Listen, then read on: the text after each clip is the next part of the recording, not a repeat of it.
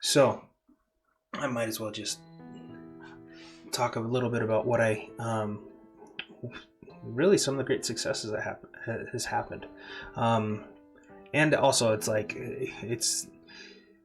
interesting when you get into conflict, because it's one of those things where conflict really kind of it causes motion, it causes like turmoil or fighting, or like it causes some problem.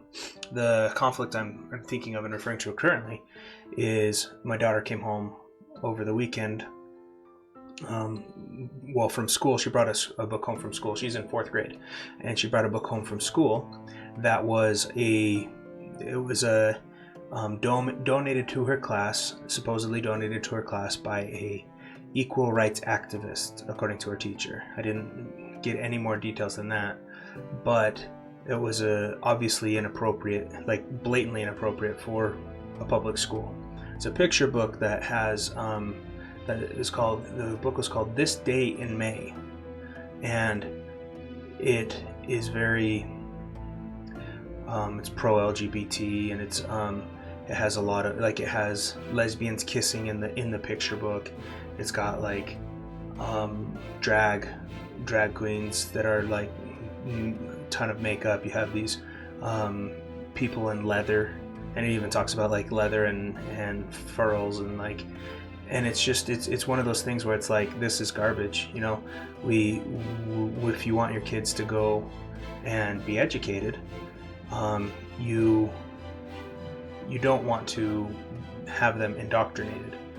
One of the things that my parents did, and I grew up in the Church of Jesus Christ Latter-day Saints, LDS, or Mormon, whatever nickname you want to use. But the church is the Church of Jesus Christ of Latter-day Saints.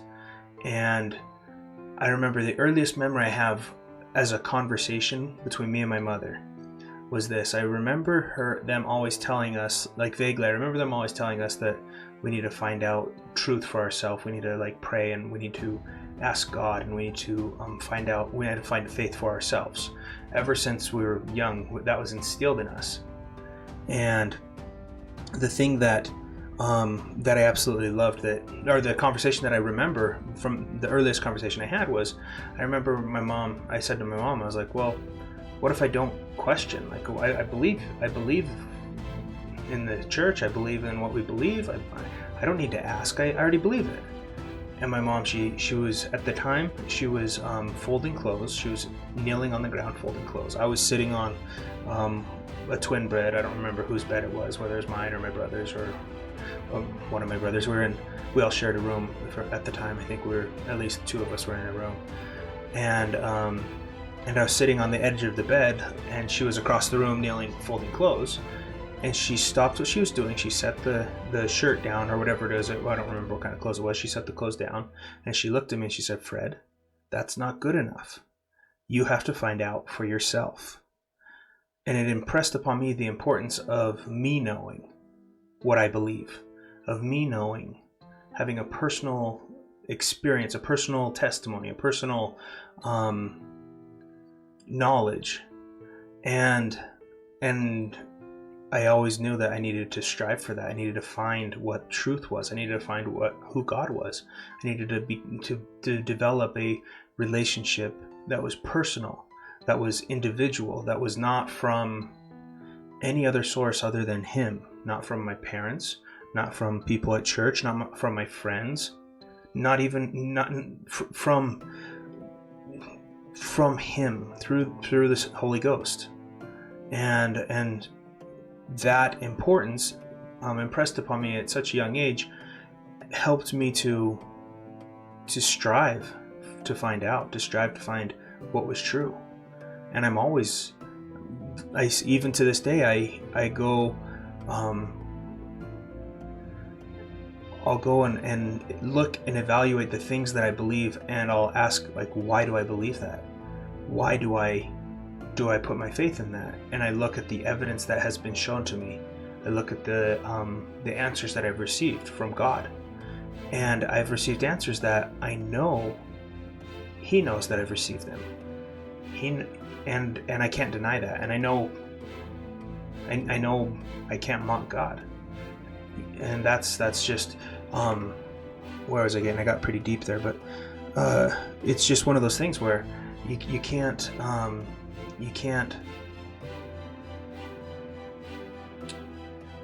just go willy-nilly with things if you want to be on a firm foundation. If you want to build your life around Christ, you need to invest your heart and soul into learning about him and knowing him. And so my daughter, that's where I was going back. So my daughter, she brought home these books that were they were not appropriate, and it was clearly not appropriate. They're propaganda books to push an agenda, not meant to educate. And so I had the opportunity to email and to correspond with her teacher and the principal and stuff like that, and things are positive. Like, it's obviously it's a problem that they were there, and that's something that that we're looking to see what we can do to help prevent in the future. And it's one of those things that it's easy to get caught up in the little things in life, or like, oh, this is gonna I don't know, the little battles that we have. But we really need to focus on the long haul. We need to focus on the infinite game. I don't know. Some people call it zero-sum game. Some people call it infinite game. It doesn't matter. So there's basically, we need to focus on surviving with our and getting closer to God and to Christ. It's really easy to focus on little battles that we have, and it's important to focus on the little victories. This is a little victory that, and it's not over. We're still in the thick of it. We haven't gotten all the details, and we haven't found out everything, but it's looking positive. But there's always multiple lines of escalation that are possible and that are potential. The important thing for parents to know who have kids that are going to school is that their opinion matters, and they need to have and take advantage of the influence they have in the raising of their children. You're the parent. It's your duty, but it's also your responsibility in a public school to be involved. A lot of people that I listen to, a lot of them really like the idea of homeschooling, and they're really pushing that idea, and that's fine. There's nothing wrong with homeschooling. But I've always been a little bit, not hesitant, but I guess the way I've looked at it is, my wife, she's from Romania. She grew up in Romania, and for those of you who don't know, Romania had a communist dictator for 50 years. Excuse me. Well, this communist dictator, Ceausescu, he was publicly executed and overthrown when my wife was about 2 years old, 2 or 3, I don't remember. But he was that's when communism fell officially. But basically, the government stayed the same. Almost all the communist leaders were about the same. The figurehead fell, and they changed the organization of the government. But it was recovering from communism, and it still is to this day, which it will be for a long time. But the teachers that were teaching my wife, most of them, maybe not all, but a good majority of them, were trained and taught professionally through this communist system. And my wife, she was able to get through the communist schools, and she's fine. School is not going to make or break a child's life, but it has a big influence on it. And as parents, it's one of those things that, well, the stuff that's going through in schools these days, the stuff that's being trying to be pushed by the gay and lesbian agenda, and the agenda that is actively trying to break down the traditional family, it might be more damaging and more evil than what communist schools did. And my wife told me stories of, I mean, it was a normal thing for when you get answers wrong to be hit, to be punished, to be corporally punished.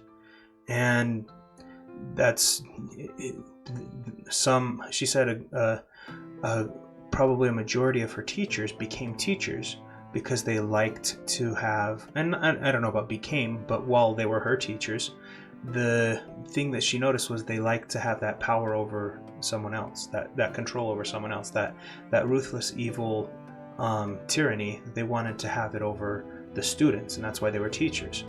And it seems like an awful, and it was an awful and corrupt system. But when my wife told her parents about the books that my daughter had in her class, her parents were mollified. I don't know if mollified's right. I don't know what that means exactly. They were horrified, mortified, mollified. It was shocking to them. It was shocking to them, as it should be, because it's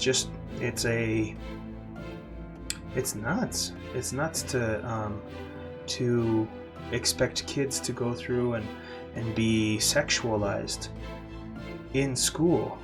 There's schools in England. There's schools, I believe, in Texas and Washington State, that have taught kids as early as kindergarten about self-touching, about masturbation.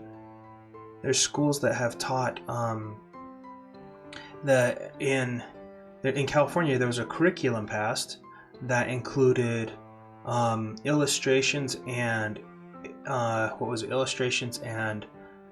descriptions or whatever of anal sex, of oral sex, of bondage, of these things that are just like they have no place in adult culture, let alone for our children. And it's something that you can't be a good person and not stand up against. You can't be a good person and not be bothered by, because the sexualization of a child it's evil. It's taking something that's innocent, a child who's innocent, and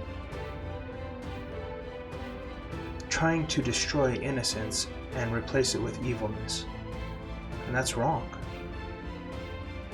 You have these schools and libraries, public libraries, and churches that I just did a search, and it was all over, like in Ohio and California and Texas and New York and Washington, and there's tons of these churches that are having these story times with drag queens. Drag queen story, I forget what they call it. There's some name that it seems like they've been panning around. But there was Vincent James, he put out an article, or he shared an article about how there was an incident where there was a child that was abused, that was at a story time, and the abuser, this man that was dressed up in makeup and women's clothing, in modest risque women's clothing, obviously, a drag queen. He said that he was the victim because the kids jumped him and he didn't mean to touch them inappropriately or something to that effect. And these kids are like 4 or 5 years old. It's the type of thing that if the law doesn't handle, then you have vigilantes who will, and that's not good. That's not good for society. The law needs to be firm in protecting innocence. If the law does nothing else to protect those that can't protect themselves, is the thing it should do.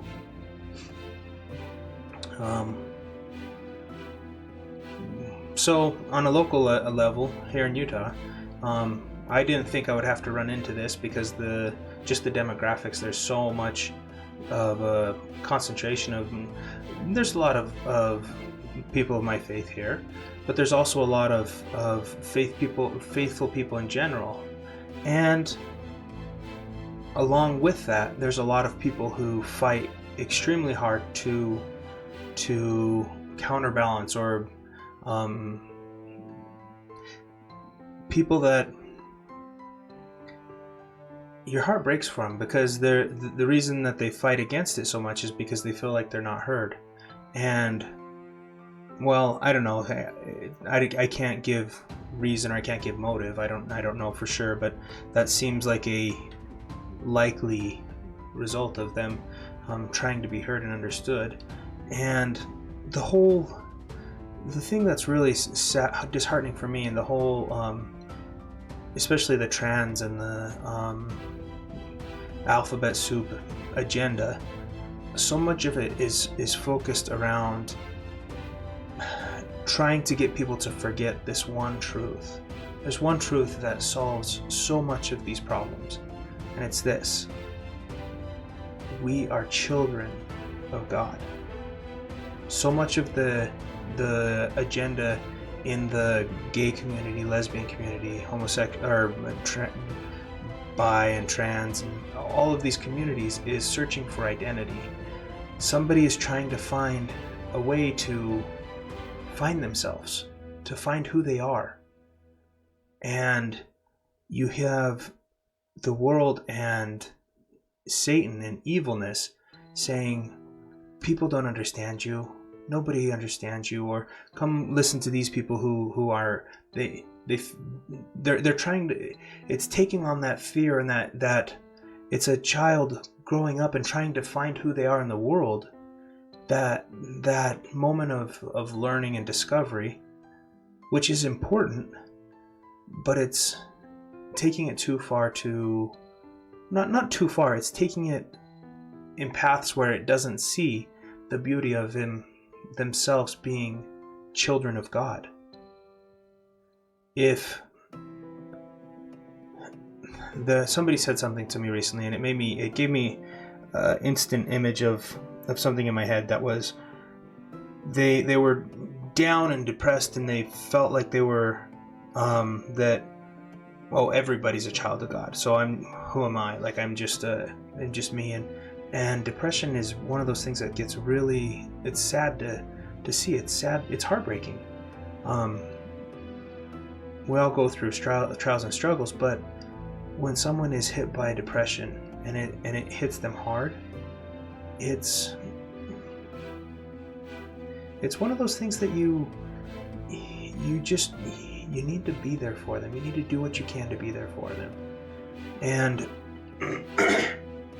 help them get through that moment of unclarity. And sometimes that means being a good friend and listening. Sometimes that means telling someone, okay, step up, you're okay, shake it off. Sometimes it's calling hotlines. There's not one right answer of what to do, but because each situation, each person's different. But you do want to be there and support people when they're down, and in doing that, it makes it so that you can allow others to support you when you get down. But anyways, this person said to me that everyone else is special too, and it made me think, the image it made me think of was, imagine someone holding a bag of diamonds, burlap sack. You can't see through it, you don't know what's in it. It's a big sack that's just, it's holding a pile of diamonds all in this sack, but because of the way how big the sack is, you can't see the diamonds. Well, if you could listen to those diamonds speak, and they can't see anything outside of the sack, they just see each other, and they see, oh look, you're not cut perfect here, or oh look, you have a blemish here, there's yellow in your diamond here, or oh look, there's you're not as big as my diamond. Any one of those diamonds you take out of that sack and you set on a light and you you will dazzle the whole room. Any one of them. When we that's one of the things about this life, is we're like here on earth, like those diamonds in that sack. We get so focused on comparing ourselves to others, seeing where we're better or worse than others, and that can make us feel good and prideful and arrogant, or that can make us feel devastated and humbled and humiliated. And some of those words were not correct in the sense of like humbled and good. Those two, it's whatever. The thing is, when you focus too much on what others are or do or have, or what you are not or are or don't have, or when you focus too much on those things that you can compare with others, you miss the fact that you are a son or daughter of God, that His divinity is in you. We're heirs to the kingdom. We're made from the same stuff He is. He made us. That's the most beautiful truth that I know. That's the most beautiful truth that I believe we have in this life. Is that, man, we are children of God. And it's disheartening, not disheartening, but it's tragic. It's tragic for us to go through life and to not realize that. To not know that value. And when you can see the value of others, when you can see that person that's bothering you, that's making you upset, that person that always pisses you off, you can see that person and know that they are a child of God, that they have divinity in them and have potential. That doesn't mean that they're going to be part of the kingdom, but they could be. It makes it much easier when you see people that way to follow the way Christ taught us, to treat people with that charity that never faileth. Christ's the one that gave us that perfect example. And I think the only way that we can really see people or treat people the way He does and follow Him is by seeing people for who they are. And that's one of the next steps in growing for us as the body of Christ, for us as His church, for us as Christians,